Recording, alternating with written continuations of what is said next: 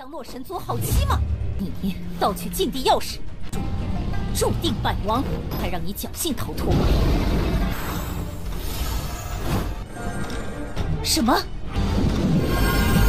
洪荒大世界的弱水，神大阵，若不愿，先神将的传承。Hello guys, welcome back to Kobe Movie. Dan hari Selasa seperti biasa salah satu hari kesukaan kalian. Tapi Mimin memiliki pengumumannya cukup penting nanti. Kita akan melanjutkan Lord Linfeng dan Lord Suyang. Jadi pengumumannya adalah sepertinya Linfeng kita bakalan tamat, tersisa 3 episode lagi. Tamatnya di episode 330 guys. Kalau kita hitung-hitung, sisa minggu depan di hari Sabtu itu sudah tamat. Aduh, sedih deh. Padahal kan ini salah satu Tonghua kesukaan kita semua ya kan? Tapi harus tamat dan meninggalkan kita. Ibaratkan nih hubungan lagi anget-angetnya, ditinggali sama si doi. Sedih banget. Aduh. Ya sudah deh, kita berharap saja semoga nanti itu episodenya ditambahkan lagi. Oke, di part 291 Wanci Tujuan hari ini bakal seru banget. Karena kita semua bakal menyaksikan Lord Linfeng itu bakal bertarung melawan Jenderal Klan Loshan yang cukup kuat. Di sini ada sedikit kesalahpahaman gitu guys. Kira-kira seseru apakah pertarungan dan dramanya ya? So maka dari itu kita pun masuk ke intro ya guys ya.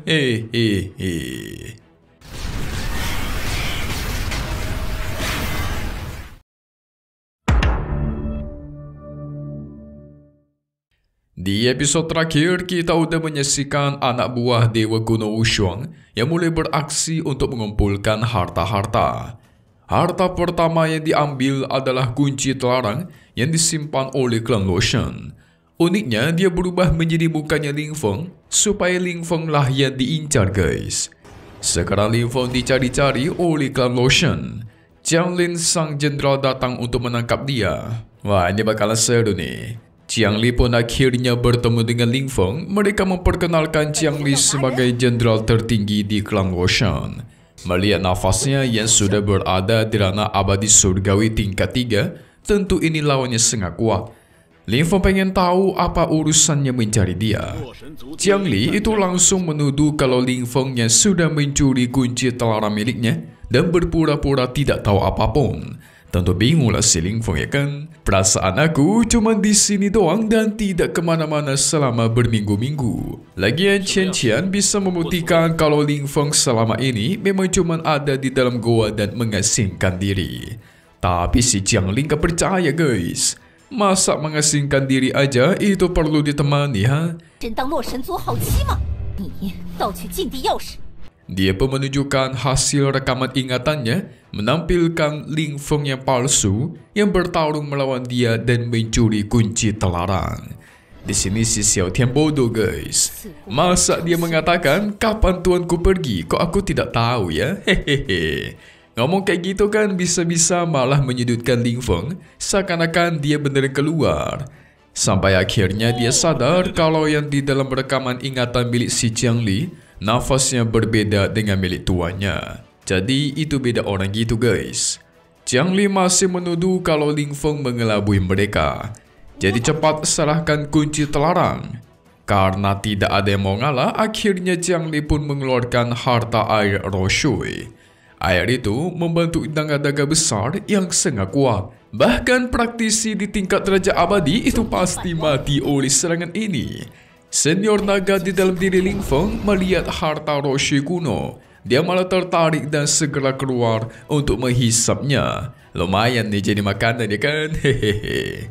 Semua Roshui kuno pun dihisap habis, membuat semua orang di sana terkejut, apalagi Jiangli. Harta Linfeng kuat juga ya.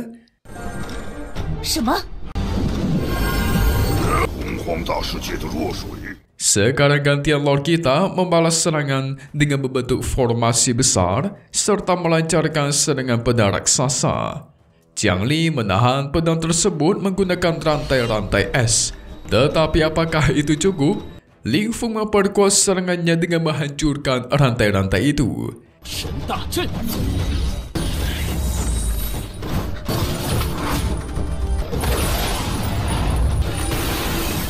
Ketika Qiangli hampir dihabisi, tiba-tiba muncullah tetesan air yang melindungi dirinya, guys. Yes, itu adalah kekuatan dari sang Dewi Lo Shui. Kemarin Mimin ada lihat di kolom komentar ada yang mengatakan kalau Dewi Lo Shui itu mirip dengan Dewi Willow. Ya, Mimin akui sih emang lumayan mirip ya, tapi dari sisi keanggunannya dan kecantikan serta kekuatannya yang sama-sama kuat. Bahkan senior naga bisa menilai Dewi Lo Shui sudah berada di tingkatan setengah langkah dewa abadi. Jadi mereka harus berhati-hati nih. Kemunculan Dewi Lo Shui membuat semua orang langsung tunduk dan memberikan hormat. Sang Dewi pun menghampiri Ling Feng dan mengajak dia untuk pergi dari sana, guys. Ling Feng sempat terdiam. Alasannya dia sudah mencuri harta terlarang dan itu menjadi bagian dari dosa besar. Loh, Ling Feng gak mau dong. Dia merasa tidak bersalah dan kenapa harus dipaksa, ya kan? Dewi Lo Shui mengikat Ling Feng dan yang lainnya. Di sini dia menggunakan telepati untuk berbicara dengan Ling Feng. Yang ternyata, guys, Dewi Lo Shui memang sedari awal sudah tahu orang yang mencuri kunci terlarang mereka itu adalah Ling Feng yang palsu. Jadi dia mengajak Ling Feng buat kerjasama. Maka akan dia berikan harta tingkat surgawi. Mereka harus kerjasama untuk melawan musuh ini. Ling Feng langsung menerima tawaran tersebut. Ketika dilepaskan, si Ling Feng mengambil langkah mundur dan melancarkan serangan. Namun ditahan dengan mudah oleh sang Dewi Lo Shui hanya dengan sekali kibasan tangan. Setelah itu, Ling Feng dan lainnya dimasukkan ke dalam penjara air lalu dibawa pergi oleh Dewi Lo Shui. Yang lainnya ikutan, guys. Ketika berduaan, Dewi Lo Shui bertanya apa hubungannya Ling Feng dengan klan abadi atau klan Qin. Jawab jujur, baru dia akan memberitahukan kerjasama mereka berdua nanti. Agar Ling Feng mau jawab, dia pun memberikannya cairan suci tingkat surgawi. Wah, ini lumayan banget. Apalagi berasal dari klan kuno Loshan yang terkenal memiliki cairan murni dan bagus. Karena sudah menerima hartanya, otomatis Ling Feng pun menceritakan secara jujur. Kalian ingat gak, guys, keluarga Qin yang dulu Ling Feng bantu sampai tercipta perang melawan sosok Raja Iblis yang sangat kuat. Nah, waktu itu kan ada sosok dewa kuno mata tiga yang mengenali senior naga. Di saat itu juga keluarga Qin diserang oleh banyak musuh, terutama Raja Iblis. Karena Ling Feng sangat berjasa, dia pun diangkat menjadi tuan abadi keluarga Qin yang sangat terhormat. Sebagai bukti, dia pun menunjukkan token dari keluarga Qin. Bukan cuma itu, dia juga menunjukkan warisan Jenderal Dewa Bermata Tiga yang diberikan kepada dia, yaitu gerbang ruang hampa. Itu semua hartanya asli dan Dewi Lo Shui pun mengakuinya. Karena semua sudah jelas, Dewi Lo Shui pun menjelaskan juga masalah yang sebenarnya sedang terjadi di sini. Singkatnya, di tempat ini ada yang namanya dunia neraka. Nah, di dunia neraka ini ada seorang Raja Phoenix kegelapan yang tersegel di sana. Kunci terlarang yang dicuri itu pasti ada hubungannya dengan si Raja Phoenix.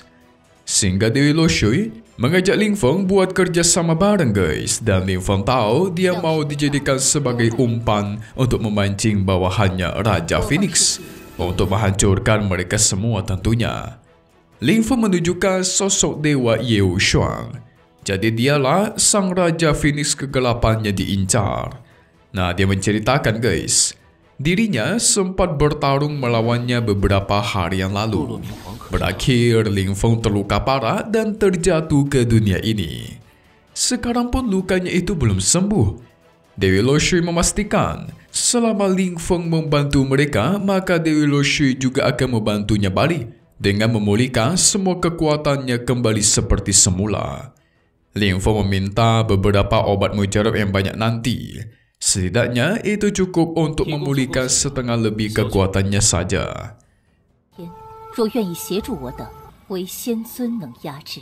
想炼化它，难如登。Lo Shui pun mendapatkan peringatan dan dia melihat ada gerak-gerik bawahannya Yu Shuang. Terlihat sang bawahan sedang pergi ke sebuah tempat.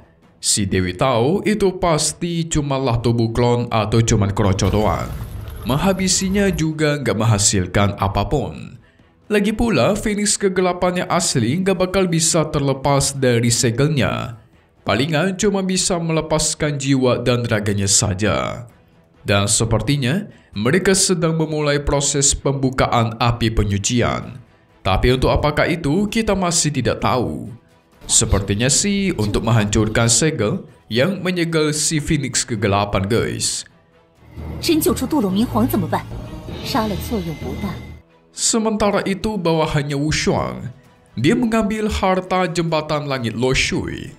Dengan jembatan ini mereka bisa menyeberangi sungai Lo dan memasuki api penyucian. Lin Feng memberikan ide, gimana kalau mereka mengungkapkan identitas orang tersebut menggunakan kekuatan rahasia surgawi milik Dewi Lo Shui.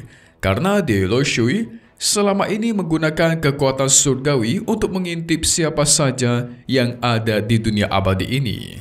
Tapi sialnya penglihatannya bisa ditutup menggunakan harta khusus. Dan musuh satu ini menggunakan harta itu, guys.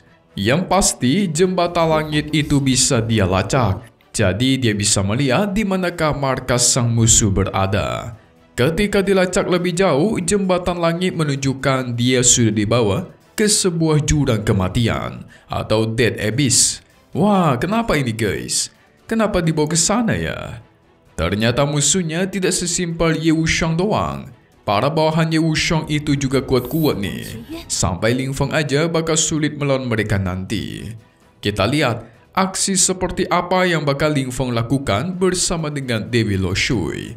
Dan kekacauan apa yang bakal terjadi di masa depan. Oke, singkatnya spoiler di part 291 Wan Chi Tujun, kita semua bakal melihat si ketua banteng, guys, ternyata klannya itu diserang oleh bawahannya Ye Wuxiang. Wah, dia lagi yang kena, kasihan nih. Kemarin udah dipalak sama Lin Feng, hari ini dipalak sama bawahannya Wuxiang. Aduh. Sosok bawahan Wuxiang sangat kuat membuat ketua banteng kesulitan. Dia mencoba memanggil sosok semangat leluhurnya, tetapi langsung dicegah menggunakan serangan harta tongkat. Menggagalkan pemanggilan dari sang ketua banteng. Lin Feng yang harus turun tangan jadinya nih untuk melawan sosok bawahannya Wuxiang. Karena dilihat dari kekuatannya sudah mencapai ke abadi surgawi. Kita tahu Lin Feng lebih kuat dari itu, jadi bakal tercipta pertarungan sengit nanti ya, guys ya. Kita tunggu lagi di part 292 Wan Chi Tujun, Lord of the Ancient God Grave, Raja dari makam para dewa, dan yes, cuma di sini ya guys, Kobe Movie. Thank you buat kalian semua nonton dan selalu support channel Mimin. Semoga kalian semua sehat selalu, oke? Memang pamit undur diri dulu. Kita bakal ketemu lagi di video-video selanjutnya. Oke, kalau gitu, see you guys.